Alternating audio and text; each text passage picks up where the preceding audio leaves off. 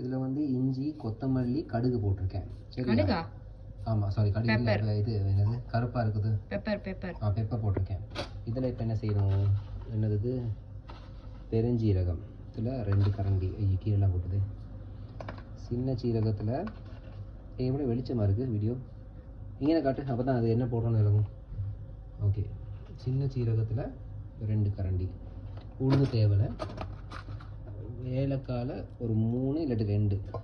Okay, அது இல்லாமல் இது வந்து கராம்பும் சினமன் பவுடரும், அது கடைசியாக. இது இவ்வளோத்தையும் இடிச்சிட்டு நல்லா நங்கு இடிச்சிட்டு சுடு தண்ணியில் கொட்ட வேணும். இது இருக்கும்போது தெரிக்கிறதுக்காக இப்படி மூடிக்கு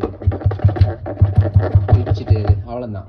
இதை தூக்கி அதை கொதிக்கிற தண்ணியில் போட்டுட்டு, இல்லை இடிச்சிட்டு, வீடியோ ரொம்ப நேரம் போகும் இடிக்கிற வரைக்கும். பே லீஃபும் கராம்பு சினமன் பவுடர் ஒரு அன்னாசி பூ அவ்வளோத்தையும் போட்டுட்டு கொதிக்க விட்டு எடுத்தால் ஒரு 3 கப் தண்ணி 2 கப் தண்ணி ஆகிற வரைக்கும் நல்லா கொதிக்க விட்டுட்டு அந்த 2 கப் தண்ணியை 2 பேருக்கு போட்டு குடிங்க. இதை வந்து சளி காய்ச்சல் வந்தால் குடிக்கக்கூடாது. ஒரு வாரத்தில் 3 தடவைனாலும் குடிக்கலாம், நல்லா இருக்கும். அவ்வளோதான், கதம். இதை இப்படி நல்லா கொதிச்சு தக்கன்னு கொதிச்சு 3 கப் தண்ணி 2 கப் தண்ணி ஆகிற வரைக்கும் வைக்கணும்.